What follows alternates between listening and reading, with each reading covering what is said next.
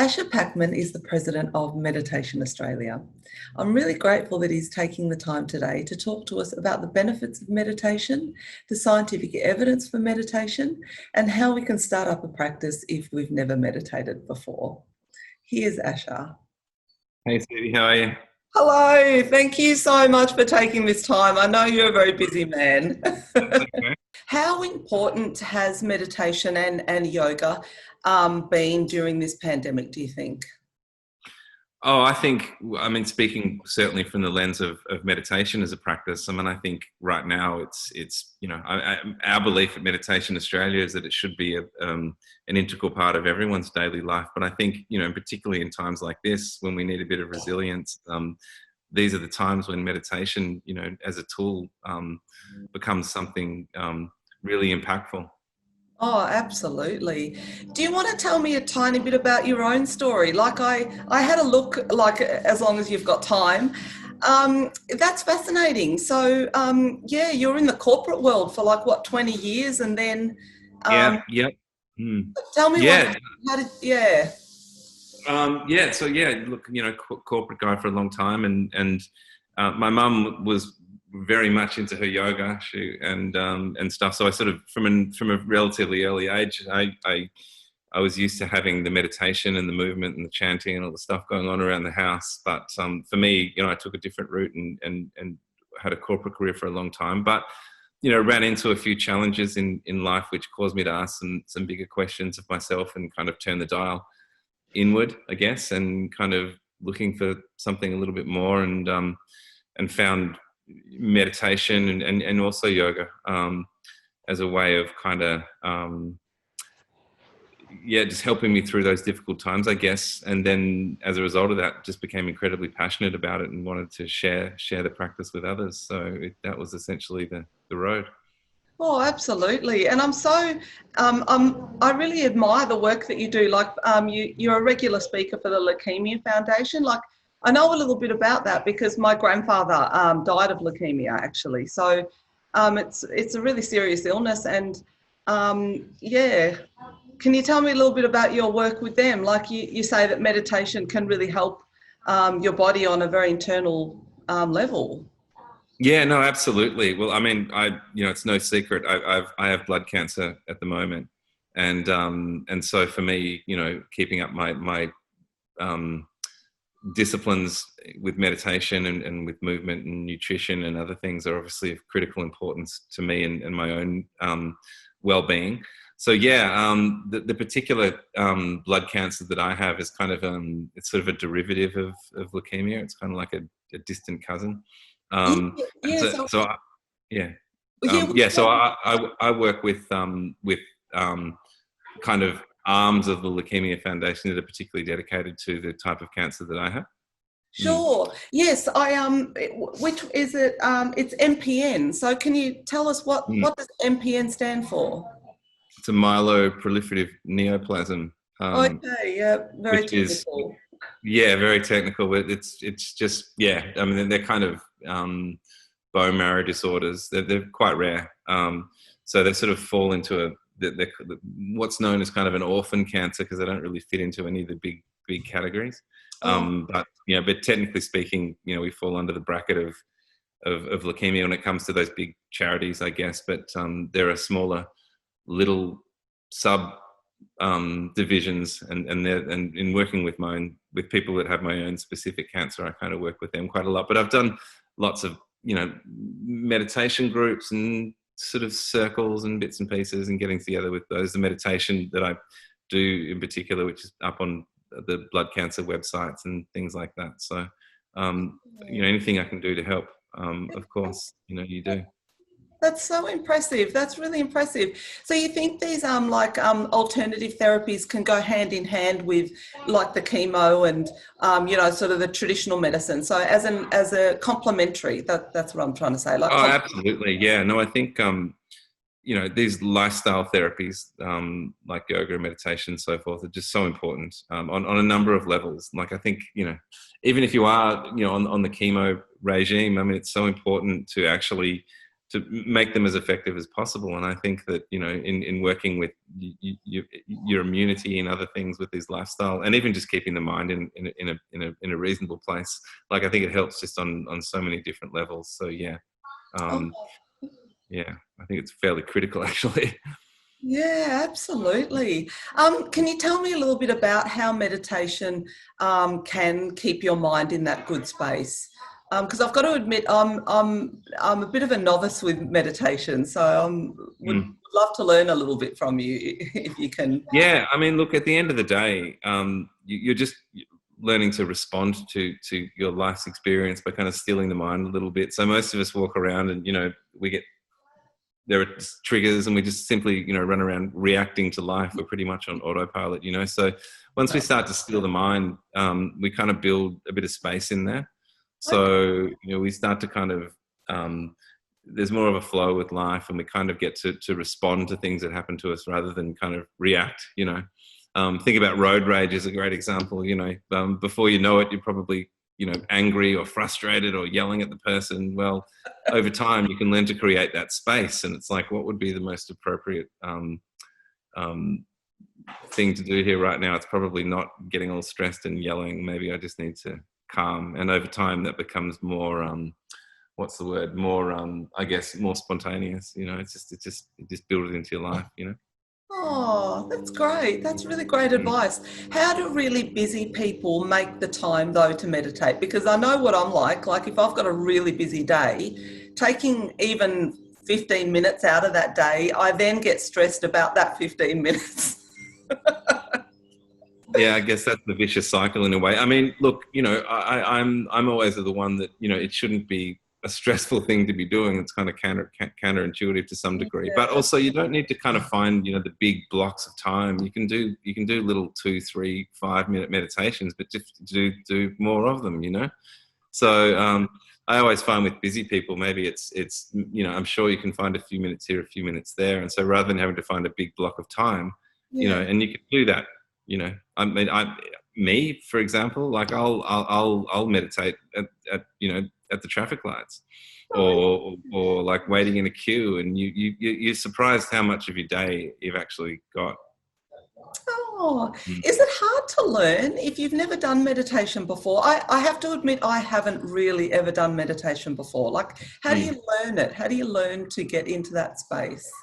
Well, I mean, we all meditate during the day without even knowing it. You know, it's like, you know, there's those times when you find yourself in a flow. It's kind of a meditation, you know, and you look at the clock and it's like, where'd that hour go? Well, you know, the brain's in a similar place. So we can all meditate. We can all meditate. And the other thing to say is, you know, you can't really fail at meditating. You know, a lot of people, I just can't. I tried it and I'm really bad at it. It's like, that's not a thing.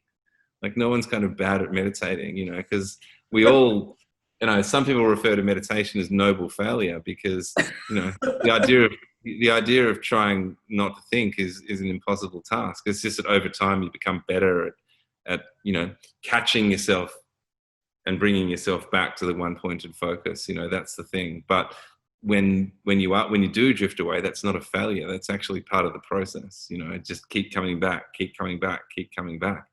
You know, if that makes sense. That's really interesting. And I know that there's been some scientific evidence for the benefits of meditation. Yeah, there's more and more now. Yeah. Yeah, what do you know about, just offhand, what do you know about studies that have... Well, you know, simple things like physiological changes to the brain, you know, like the amygdala, which is kind of the fear center at the back of our brain, the worry, the anxiety part. Well, when you use it a lot, it gets bigger, just like anything else. So if you're an anxious person, you've got a big amygdala, and that we find that with meditation, very quickly, what starts to happen is the amygdala starts to shrink in the brain. So that fear center literally its volume actually starts to decrease. And the flip side of that coin also, too, is that the cortical lining in the hippocampus at the front of the brain actually starts to increase, which is about focus and clarity and memory and things like that. So you've got these two things going on where we're kind of worrying less and we're getting clearer, and these things are actually physiologically literally happening in our brains in terms of the volume. So that's kind of cool. That's really incredible. Yes, it is very cool. That's fantastic. What has meditation meant for your life, or what does it mean for your life? Oh, look, it's probably it means a lot. You know, I mean, I found myself in a very dark place about 11 or 12 years ago now, and a bit more actually. And you know, meditation was really probably the major thing which helped me to kind of get through that at the time, which is why I sort of fell in love with it at that stage. So for me, you know, it's always going to play a massive role in my life, and you know, it's a daily discipline, and it's something that you know, I want to share with as many people as possible. Oh, that's wonderful. A lot of people say that about meditation. A lot of people say that it's been a lifesaver for them. Like Yeah. it's really transformed, you know, their mindset at a certain time in their life. Yeah, well, I mean, it's just like yoga. It's a very, very ancient practice. I mean, I think humans have been meditating for as long as they've been humans. So I think that, you know, it would be great to see it kind of find its way back to its proper place in our lives. Is it growing? Do you think people? Oh, it's growing. It's growing exponentially. I mean, our membership base, for example, just in terms of registered teachers at Meditation Australia, it's quadrupled in a pretty short space of time. So, you know, I think that there's no doubt it's pretty much becoming mainstream now, and you hear so much about mindfulness and you know, whether it's in sports or the corporate world, or you know, it's very much a thing. Yeah, it is. It truly is. How have these meditation teachers then been delivering content to their students during the pandemic? Have they been offering classes online? Has that been growing? Yeah, look, I think that's been the major medium. Certainly, you know, speaking personally, and for our teachers that work with me, it's very much been online delivery, and you know, it's well, at least, you know, speaking for myself, it's something which needs to be learned. There's to actually be able to hold space, you know, in that kind of digital format, and it takes a little bit of getting used to. But I think, you know, I was probably a little bit skeptical at first, but I've been pleasantly surprised by how much you can still connect that way.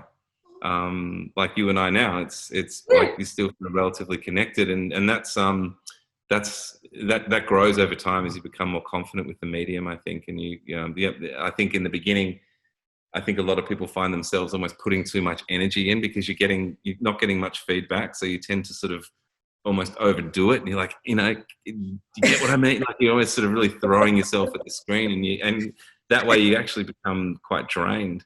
You know, like I spoke to a lot of meditation yoga teachers and moving online, and at the end of the day, they're just exhausted. And I think it's because you feel like you have to give more somehow through this medium. But I think over time you learn to balance that out, and you become pretty adept at it. And you know what? I actually think that when we go back to a real locations, it's going to make us better teachers. Oh, that's really interesting. Why do you think that? What do you think people learn through the online? Yeah, I just think because of the nuances and the way that you have to really fine tune the way that you teach, and get into the detail of teaching. I think it's a much more difficult art to do over a platform like Zoom. And so when we get back in the space of real life, I actually think we'll be better for it. I think that's really clever and wise, that thought. That, yeah, you get probably better at reading people in a way, or like the nuances. Yeah. Oh, wow. Yeah. And do you have... Although I will miss the mute button. Oh, the mute... I think my husband would prefer if I had a mute button sometimes. That's funny. Well, if I was a meditation teacher and I was a bit scared of having classes online, what advice would you give me? Just back yourself, honestly. Like, okay, if you've been standing up in front of a group of people in the physical world, you know, you'll be fine. And I think just back yourself in, have confidence, and also understand that that people are going to be much more forgiving than you think they are, and particularly everybody knows that, you know, it's a new well to do it online. If you make some mistakes and if you stuff it up and you get the music wrong and you don't know how to share your screen properly, or you're on mute and you've been speaking for 5 minutes, like, and nobody, I think you're not going to be judged too harshly given the current situation that everybody's in. And in some ways, it makes you human, you know, and you're, you know, it sort of brings you together rather than, you know, no one's judging you on your performance. And it's sometimes nice to see that your teacher can stuff things up as well. Yes, that's true. Do you think moving forward there's going to be more face-to-face and online classes now? Like now that we've sort of had to go online primarily, once we do get back to face-to-face, do you think the online component will stay fairly strong? I almost definitely. For me, it's like, you know, if I'm traveling 20 minutes to go to a half an hour meditation class and then 20 minutes the other way, you know, I got to weigh that up against just being able to flick on my laptop and do it that way. I mean, you know, you could almost argue that 40 minutes in traffic is going to rile me up more than 30 minutes of meditation, you know. I mean, that could be a thought process. And getting stressed about being there on time and finding a car park, and, you know, and plus, if you're at home dealing with kids and got all the other bits and pieces, you know, you save 40 minutes that way. So I think, yeah, very definitely. But I think it'll probably end up being a bit of a hybrid, because I also really personally believe that, you know, being there in the physical space with other people, there's some magic which happens there, which you just can't, you know, we just can't reproduce completely. So, yeah, I think the hybrid will be probably fairly common. I've really heard that about that magic that you just mentioned, especially with chanting. Is chanting part of your practice? Well, yeah, I'm a Kundalini yoga teacher as well, so there's a fair bit of chanting in that, and I do like a good chant. I do love a good chant. So yeah, you know, and musical instruments and things like that. You know, I do a lot of men's work, for example, and, you know, we want to use drums and things like that, and it just doesn't work. And I don't know if you've ever tried sound bowls over Zoom. It's just awful. Okay. So, you know, there are certain things which are just, and I hope there's nobody out there doing online sound bowls and I've just upset them, but I could be completely wrong. But the times that I've heard it done, unless they're not clicking the right buttons, it hasn't sounded very good. Yeah, so there may be shortcuts, but I'm not sure. Well, well, look, I guess everyone's different. Like, there's so many platforms and different ways of doing. Yeah, and I just don't want some sound bowl person out there going, "That's not true. It's really awesome. Come to my class," because it may well be. It's just that the version that I heard wasn't very good. Yeah, it's just your experience, totally. Yeah, exactly. Well, if I say, for instance, I really truly haven't really done meditating.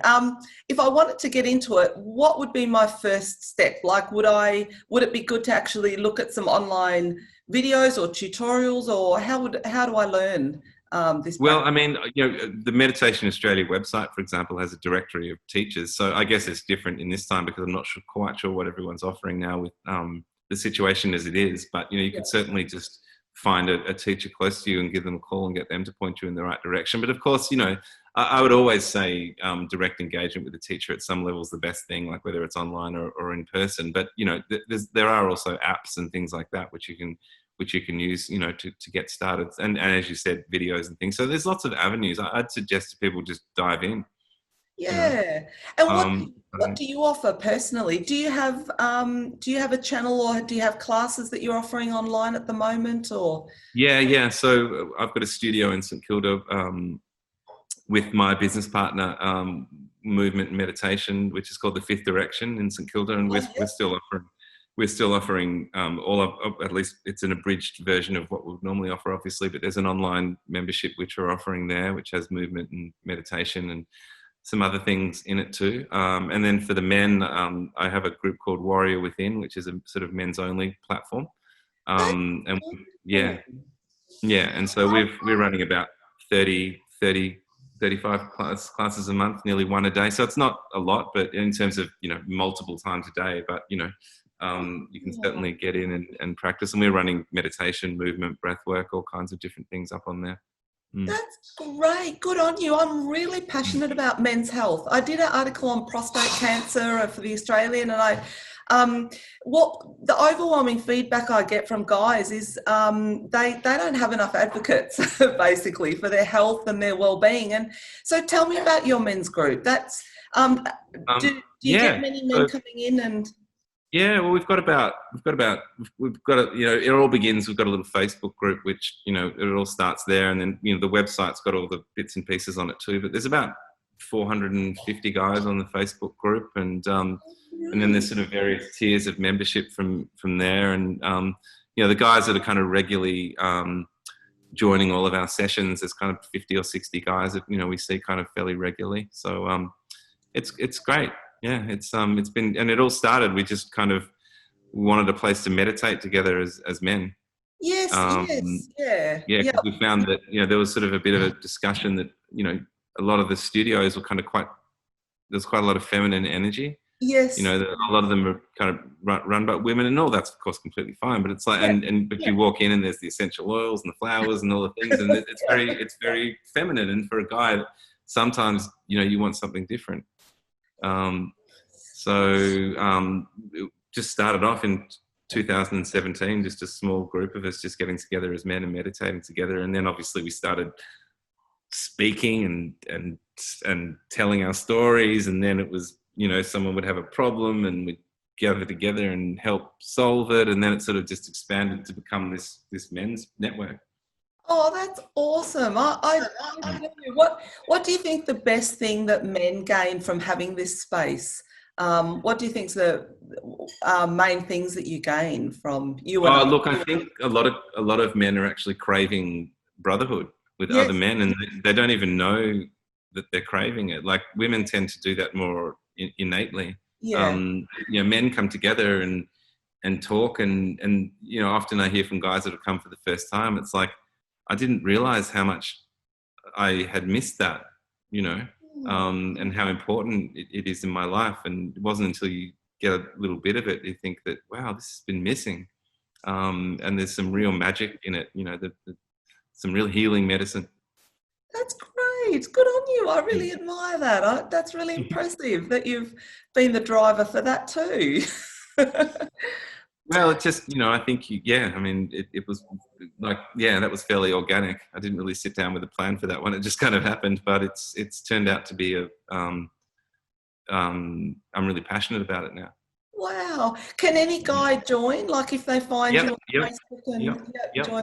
Just go to the Warrior Within Facebook group, or go to warriorwithin.com.au.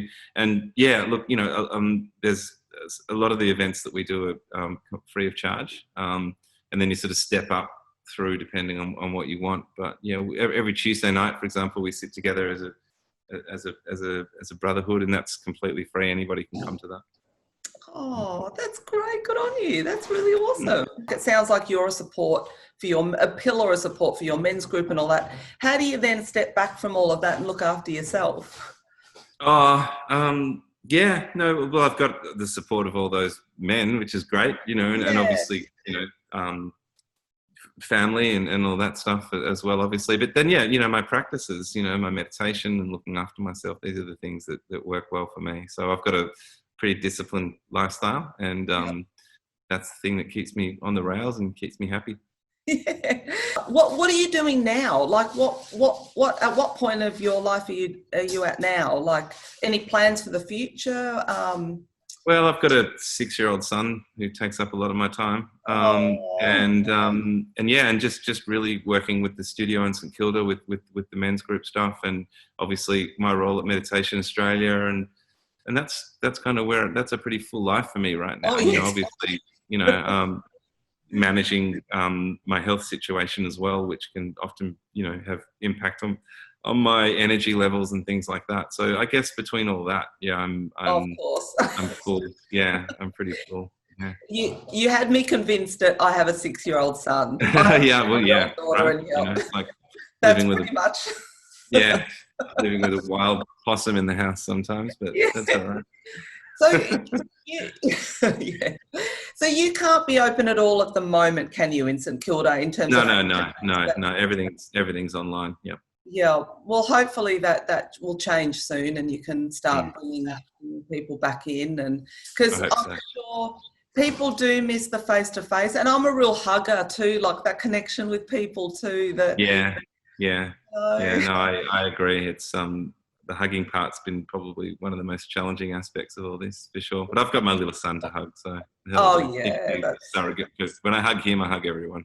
Oh, that's awesome. That's beautiful. I agree. I know that feeling. That is so awesome. It's been lovely talking to you. I really appreciate it, Suvi. Thanks for the time. It's been, no, thank you for your time. I really appreciate you. You have a good weekend and give your son a big hug, because yes, I will. Thanks so much. See you later. Yeah, bye.